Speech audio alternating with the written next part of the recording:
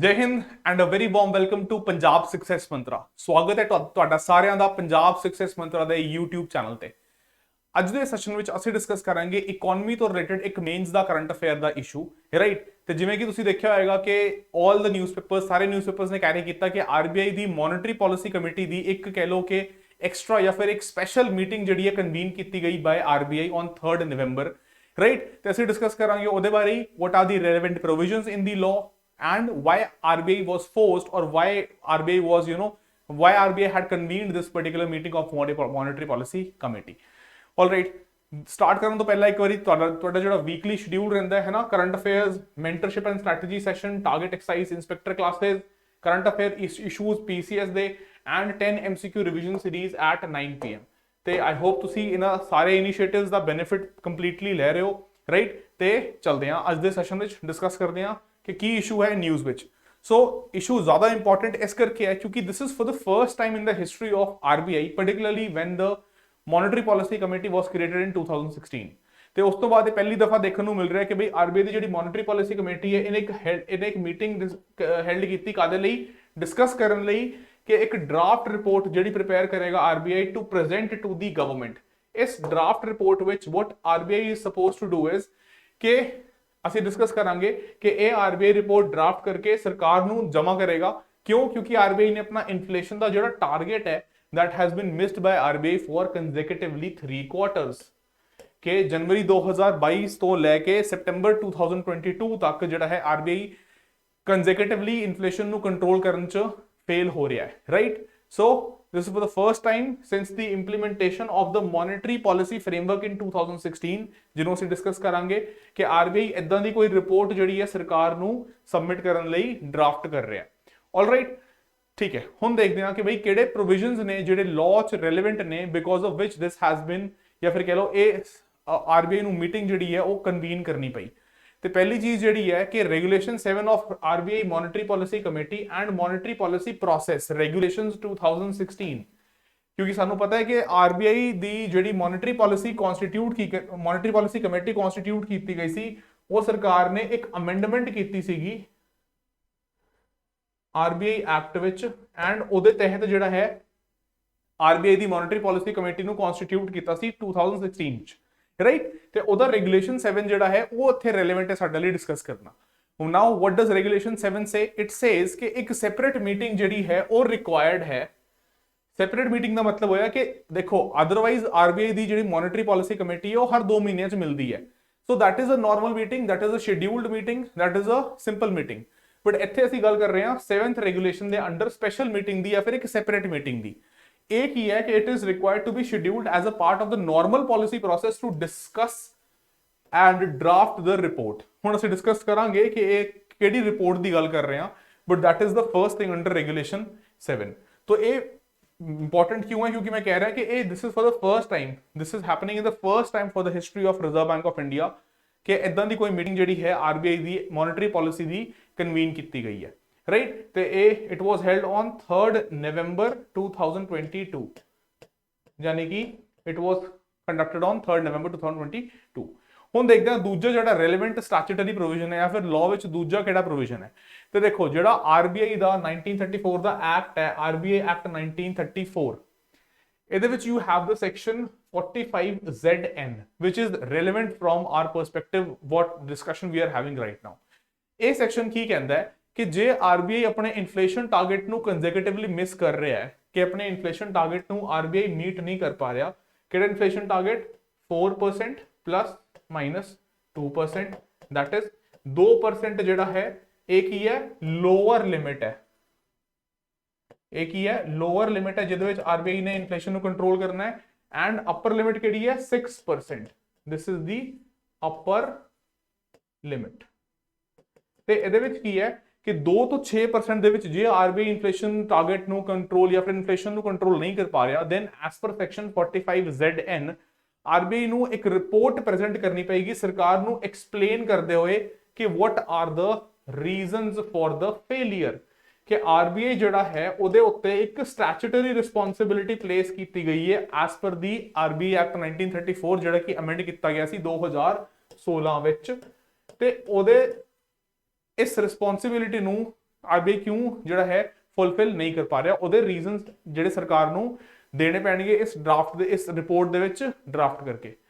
ਦੂਜਾ ਜਿਹੜਾ ਪਾਰਟ ਹੈ that is also coming from this section only, ਇਸੇ ਸੈਕਸ਼ਨ ਦਾ ਇੱਕ ਹੋਰ ਪਾਰਟ ਹੈ ਜਾਂ ਇੱਕ ਹੋਰ ਪ੍ਰੋਵੀਜ਼ਨ ਹੈ, ਉਹ ਕੀ ਕਹਿ ਰਿਹਾ ਹੈ ਕਿ ਸਰਕਾਰ ਨੂੰ ਆਰਬੀਆਈ ਇਹ ਵੀ ਦੱਸੇਗਾ ਕਿ ਸਿਚੁਏਸ਼ਨ ਨੂੰ ਕੰਟਰੋਲ ਕਰਨ ਲਈ ਜਾਂ ਫਿਰ ਕਹਿ ਲਓ ਇਨਫਲੇਸ਼ਨ ਨੂੰ ਕੰਟਰੋਲ ਕਰਨ ਲਈ what are the remedial steps। remedial steps ਦਾ ਮਤਲਬ ਕੀ ਹੋ ਗਿਆ ਕਿ ਤੁਸੀਂ ਇਨਫਲੇਸ਼ਨ ਨੂੰ ਕੰਟਰੋਲ ਕਰਨ ਲਈ ਕਿਹੜੇ ਕੀ ਐਕਸ਼ਨਸ ਲਓਗੇ, ਕੀ ਅੱਗੇ ਸਟੈਪਸ ਲਓਗੇ ਜਿਹਦੇ ਨਾਲ ਤੁਸੀਂ ਇਨਫਲੇਸ਼ਨ ਨੂੰ ਕੰਟਰੋਲ ਕਰੋਗੇ within the 2% to 6% band। So those remedial actions or steps also have to be mentioned by the Reserve Bank in this particular report which it will present to the government of India। Bharat सरकार ਨੂੰ ਜਿਹੜੀ ਇਹ report ਜਮ੍ਹਾਂ ਕਰੇ। Alright, so ਦੋ provision ਸੀਗੇ, ਇੱਕ regulation 7, ਦੂਜਾ section 45ZN RBI act the which have kicked in right now because RBI has consecutively failed। ਕਦੋਂ ਤੋਂ ਫੇਲ ਹੋ ਰਿਹਾ RBI? 2022 ਦਾ ਜਨਵਰੀ ਦਾ ਮਹੀਨਾ ਜਿਹੜਾ ਕੁਆਟਰ ਇੱਥੋਂ ਸ਼ੁਰੂ ਹੋਇਆ ਸੀ, ਕਹ ਲਓ ਇੱਕ ਕੁਆਟਰ ਇਹ ਹੋ ਗਿਆ, ਉਸ ਤੋਂ ਬਾਅਦ ਦੂਜਾ ਕੁਆਟਰ ਹੋ ਗਿਆ April ਤੋਂ, ਫਿਰ ਤੀਜਾ ਕੁਆਟਰ April, May, June ਤੇ ਉਸ ਤੋਂ ਬਾਅਦ ਤੀਜਾ ਕੁਆਟਰ July, August ਤੇ September। ਤੇ ਹਲੇ ਜਿਹੜਾ September 2022 ਐਂਡ ਹੋਇਆ ਉਹਦੇ ਵਿੱਚ ਵੀ RBI 6% ਦੀ ਦਰ ਤੋਂ ਥੱਲੇ ਨਹੀਂ ਲਿਆ ਪਾਇਆ ਇਨਫਲੇਸ਼ਨ ਨੂੰ, right. that is why these sections have kicked in। all right, ਹੁਣ ਡਿਸਕਸ ਕਰਦੇ ਹਾਂ ਇੱਕ ਵਾਰੀ ਮੋਨਿਟਰੀ ਪਾਲਿਸੀ ਕਮੇਟੀ, ਉਸ ਤੋਂ ਬਾਅਦ ਡਿਸਕਸ ਕਰਾਂਗੇ ਕਿ ਇਹ ਕੀ ਰੀਜ਼ਨ ਦਿੱਤੇ ਨੇ ਤੇ ਕੀ ਅਸੀਂ ਇੱਥੇ ਦੇਖ ਸਕਦੇ ਹਾਂ ਕਿ why precisely RBI has failed to control inflation। so some facts about RBI's monetary policy committee। section 45ZB of RBI act ਜਿਹੜਾ ਹੈ ਇਨਸਰਟ ਕੀਤਾ ਗਿਆ ਸੀ 2016 ਵਿੱਚ, ਹੈ ਨਾ, 2016 ਵਿੱਚ ਅਮੈਂਡ ਕੀ ਕਰਕੇ RBI ਦੀ monetary policy committee framework constitute ਕੀਤਾ ਸੀ ਸਰਕਾਰ ਨੇ। ਕਾਦੇ ਲਈ ਕ੍ਰੀਏਟ ਕੀਤਾ ਸੀ? To fix the policy rate ਜਾਂ ਫਿਰ ਕਹਿ ਲਓ ਬੈਂਚਮਾਰਕ ਪਾਲਿਸੀ ਇੰਟਰਸਟ ਰੇਟ ਜਿਹਨੂੰ ਅਸੀਂ ਕਹਿੰਦੇ ਆ repo rate, to restrain inflation in a particular range ਜਾਂ ਫਿਰ target that is 2 to 6%।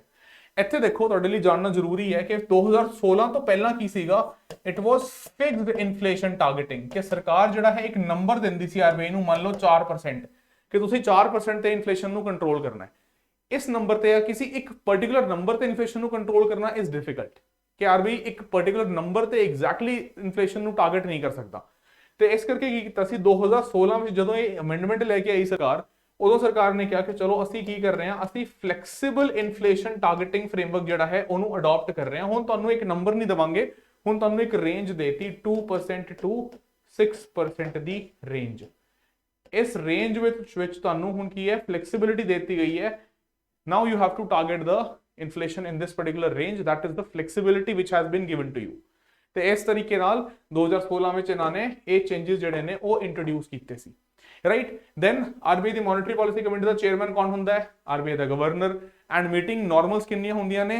6 times in a financial year ਜਾਂ ਫਿਰ ਕਹਿ ਲਓ every 2 months। ਜਦੋਂ ਮੋਨਿਟਰੀ ਪਾਲਿਸੀ ਕਮੇਟੀ ਜਿਹੜੀ ਹੈ ਉਹ ਮੀਟ ਕਰਦੀ ਹੈ and after that meeting the monetary policy it is announced, right. ਤੇ ਇਹ ਸੀਗਾ ਬੇਸਿਕ ਮੋਨਿਟਰੀ ਪਾਲਿਸੀ ਕਮੇਟੀ ਦਾ। ਹੁਣ ਦੇਖਦੇ ਹਾਂ ਕਿ ਰੀਜ਼ਨਸ ਬਾਰੇ ਕੀ ਗੱਲ ਕਰ ਰਹੀ ਹੈ ਸਰਕਾਰ ਜਾਂ ਫਿਰ ਮੋਨਿਟਰੀ ਪਾਲਿਸੀ ਕਮੇਟੀ ਦੀ ਰਿਪੋਰਟ ਇਸ ਇੱਥੇ ਕੀ ਗੱਲ ਕਰ ਰਹੀ ਹੈ। ਸੋ ਐਸ ਪਰ ਦੀ ਰਿਪੋਰਟ ਜਿਹੜੀ 3 ਨਵੰਬਰ ਦੀ ਜਿਹੜੀ ਮੀਟਿੰਗ ਹੋਈ ਹੈ ਉਹਦੇ ਵਿੱਚ ਇਹ ਰਿਪੋਰਟ ਜਿਹੜੀ ਗੱਲ ਕਰ ਰਹੇ ਹਾਂ ਅਸੀਂ, ਜਿਹੜੀ ਰਿਪੋਰਟ RBI ਜਿਹੜਾ ਹੈ ਉਹ ਕਿਸ ਨੂੰ ਸਬਮਿਟ ਕਰੇਗਾ? ਗਵਰਨਮੈਂਟ ਆਫ ਇੰਡੀਆ ਨੂੰ। ਇਸ ਰਿਪੋਰਟ ਨੂੰ RBI ਹਲੇ ਡਰਾਫਟ ਕਰ ਰਿਹਾ ਹੈ, ਬਟ ਇੱਕ ਗੱਲ ਕਲੀਅਰ ਕਰ ਦਿੱਤੀ ਗਈ ਹੈ that this report its content, ਇਹਦੇ ਜਿਹੜੇ ਕੰਟੈਂਟ ਨੇ ਉਹਨੂੰ ਪਬਲਿਕ ਡੋਮੇਨ ਵਿੱਚ ਰਿਲੀਜ਼ ਨਹੀਂ ਕੀਤਾ ਜਾਏਗਾ। ਹਾਲੇ ਤੱਕ ਤੇ ਇਹੀ ਗੱਲ ਚੱਲ ਰਹੀ ਹੈ ਕਿ its content will not be made available to the public domain ਜਾਂ ਫਿਰ ਪਬਲਿਕਲੀ ਇਹਨੂੰ ਅਸੀਂ ਓਪਨ ਨਹੀਂ ਕਰਾਂਗੇ, ਸਿਰਫ ਸਰਕਾਰ ਨੂੰ ਦਵਾਂਗੇ, ਰਾਈਟ। ਬਟ ਅਸੀਂ ਦੇਖ ਸਕਦੇ ਹਾਂ ਕਿ ਰੀਜ਼ਨਸ ਅਦਰਵਾਈਜ਼ ਸਾਨੂੰ ਪਤਾ ਲੱਗ ਰਹੇ ਨੇ, because who is the RBI governor? ਜਿਹੜੇ ਇਨਕੰਬੈਂਟ RBI ਗਵਰਨਰ ਨੇ ਸ਼ਕਤੀਕਾਂਤ ਦਾਸ, ਇਹਨਾਂ ਨੇ ਇੰਟਰਵਿਊ ਦਿੱਤੇ ਨੇ ਤੇ ਹਾਲ ਫਿਲਹਾਲ ਚ ਰੀਸੈਂਟਲੀ ਹੀ has given interviews. Who? RBI governor, incumbent present RBI governor. ਤੇ ਇੱਥੇ ਇਹਨਾਂ ਨੇ ਕੁਝ ਰੀਜ਼ਨਸ ਜਾਂ ਕਹਿ ਲਓ ਕੁਝ ਮੇਜਰ ਰੀਜ਼ਨਸ ਜਿਹੜੇ ਨੇ ਸਾਈਟ ਕੀਤੇ ਨੇ ਕਿ ਕਿਸ ਕਰਕੇ RBI ਜਿਹੜਾ ਹੈ ਇਨਫਲੇਸ਼ਨ ਨੂੰ ਕੰਟਰੋਲ ਨਹੀਂ ਕਰ ਪਾ ਰਿਹਾ ਤੇ and it is going above 6%। ਤੇ ਇੱਥੇ RBI ਗਵਰਨਰ ਨੇ ਇੱਕ ਗੱਲ ਕਹੀ ਹੈ that right now what we are witnessing is war induced imported inflation. War induced imported inflation का मतलब की होया कि जिहड़ा रशिया एंड यूक्रेन का क्राइसिस चल रहा है, इस क्राइसिस करके we are facing supply shocks. Supply shocks का मतलब कि गुड्स एंड सर्विसेज की जिहड़ी सप्लाई है that has reduced and particularly you can say जिहड़े आइटम्स रशिया ते यूक्रेन दोए मेजरली एक्सपोर्ट करते हैं। फॉर एग्जांपल वीट एक इदां दी कमोडिटी है जिहड़ा कि both Russia and Ukraine they both export. ते होया कि इहदे करके कि रशिया ते यूक्रेन दे विच वॉर करन लई वॉर होण करके सप्लाई शॉक होण करके प्राइसेस जिहड़े ने गुड्स दे वो वध गए। ਉਹੀ ਇਨਫਲੇਸ਼ਨ ਜਿਹੜੀ ਹੈ ਉਹਦਾ ਇੰਪੈਕਟ ਦੁਨੀਆ ਦੇ ਬਾਕੀ ਸਾਰੇ ਕੰਟਰੀਜ਼ ਤੇ ਵੀ ਪਿਆ ਐਂਡ ਇੰਡੀਆ ਤੇ ਵੀ ਪਿਆ। ਤੇ ਆਰਬੀਆਈ ਕੀ ਕਹਿ ਰਿਹਾ ਹੈ ਕਿ ਦੇਖੋ ਜਦੋਂ ਅਸੀਂ ਲਿੰਕ ਕਰਦੇ ਹਾਂ ਆਪਣੀ ਪ੍ਰੀਵੀਅਸ ਅੰਡਰਸਟੈਂਡਿੰਗ ਨੂੰ ਕਿ ਪਹਿਲਾਂ ਇਕਨੋਮੀ 'ਚ ਸ਼ੌਕ ਸੀਗਾ ਬਿਕੋਜ਼ ਆਫ ਕੋਵਿਡ ਕਰਕੇ ਕੀ ਅਸੀਂ ਦੇਖ ਰਹੇ ਸੀ ਕਿ ਗਰੋਥ ਜਿਹੜੀ ਹੈ ਉਹ ਹੋ ਨਹੀਂ ਰਹੀ ਹੈ। ਗਰੋਥ ਨੂੰ ਪ੍ਰਮੋਟ ਕਰਨ ਲਈ ਯੂ ਰਿਕੁਆਇਰ ਲਿਕੁਇਡਿਟੀ ਐਂਡ ਇਸੇ ਕਰਕੇ ਅਸੀਂ ਰੈਪੋ ਰੇਟ ਨੂੰ ਇਨਕਰੀਜ਼ ਨਹੀਂ ਕਰ ਰਹੇ ਸੀ। ਅਸੀਂ ਰੈਪੋ ਰੇਟ ਨੂੰ ਇਨਕਰੀਜ਼ ਨਹੀਂ ਕਰ ਰਹੇ ਸੀ। ਰਾਈਟ, ਵਾਟ ਵਾਸ ਆਵਰ ਥਿੰਕਿੰਗ? ਆਰਬੀਆਈ ਦੀ ਕੀ ਥਿੰਕਿੰਗ ਸੀ ਕਿ ਇੱਕ ਵਾਰੀ ਗਰੋਥ ਜਿਹੜੀ ਹੈ ਉਹ ਪ੍ਰਮੋਟ ਹੋ ਜਾਵੇ, ਉਸ ਤੋਂ ਬਾਅਦ we will increase repo rate and we will look into inflation, ਕਿ ਇਨਫਲੇਸ਼ਨ ਬਹੁਤ ਜ਼ਿਆਦਾ ਇਨਕਰੀਜ਼ ਨਾ ਕਰੇ। ਬਟ ਪਹਿਲਾ ਸਾਡਾ ਮੋਟਿਵ ਸੀ ਕਿ ਗਰੋਥ ਇੱਕ ਵਾਰੀ ਸਸਟੇਨੇਬਲੀ ਵਾਪਸ ਜਿਹੜੀ ਹੈ ਆਪਣੇ ਫੀਟ ਤੇ ਖੜ ਜੇ, ਇਕਨੋਮੀ ਇੱਕ ਵਾਰੀ ਵਾਪਸ ਜਿਹੜੀ ਹੈ ਰਿਕਵਰ ਕਰ ਜਾਵੇ ਫਰੋਮ ਦ ਸ਼ੌਕ ਆਫ ਕੋਵਿਡ-19 ਪੈਂਡੇਮਿਕ। ਤੇ ਇਹ ਜਿਹੜੀ ਸੀ ਸਾਡੀ ਕੈਲਕੂਲੇਸ਼ਨ ਸੀ। बट ये होया कि रशिया ते यूक्रेन का वॉर छिड़ गया, इन्हां च कॉन्फ्लिक्ट हो गया and because of that globally inflation rise कर गई, गुड्स एंड सर्विसेज के प्राइसेस इंक्रीज कर गए। हुण जिहड़े इहदे इत्थे प्राइसेस इंक्रीज कर गए उन्हां दा फर्क, उन्हां दा कह लो असर इंपैक्ट इंडिया ते भी पिया and that is why they are he saying that it is war induced, war करके इंड्यूस हुई जिहड़ी इन्फ्लेशन एंड इंपोर्टेड, कि इंडिया च भी वो इंपोर्ट करके आ गई, इंडिया असी भी उस इन्फ्लेशन नूं कह लो एक तरीके नाल इंपोर्ट कर लिया।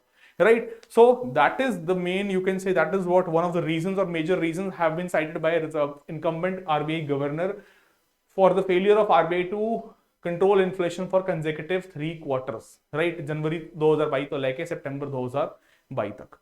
ਤੇ ਇਹ ਰੀਜ਼ਨ ਬੇਸਿਕਲੀ ਆਰਬੀਆਈ ਨੇ ਦਿੱਤਾ ਹੈ। ਬਾਕੀ ਦੇਖਦੇ ਹਾਂ ਕਿ ਹੋ ਸਕਦਾ ਜੇ ਰਿਪੋਰਟ ਮੰਨ ਲਓ ਹੋਰ ਕੋਈ ਰਿਪੋਰਟ ਦੇ ਵਿੱਚ ਕੀ ਵੀ ਗੱਲ ਕੀਤੀ ਹੈ ਆਰਬੀਆਈ ਨੇ ਉਹ ਜੇ ਬਾਹਰ ਆਂਦੀ ਹੈ ਤੇ then we will take up that as well. ਅੱਜ ਦੇ ਲਈ ਅਸੀਂ ਇੰਨਾ ਹੀ ਦੇਖਦੇ ਹਾਂ। ठीक है, ये टॉपिक आई होप तुहानू समझ आ गया। ये कुछ इनिशिएटिव्स पंजाब सक्सैस मंत्र के वालों तुहाडे लई पेड ते फ्री जिहड़े तुहानू दिख रहे हैं मेरे पिछे स्क्रीन ते, राइट। जे तुहानू ये वीडियो पसंद आया please do hit that like button, है ना, ते वीडियो नू शेयर करो, चैनल नू सबसक्राइब करो। That is all from my side. मिलते हैं इदां दे अगले कोई किसी इन्फॉर्मेटिव सैशन विच। Until then stay safe, Jai Hind, bye bye and take care.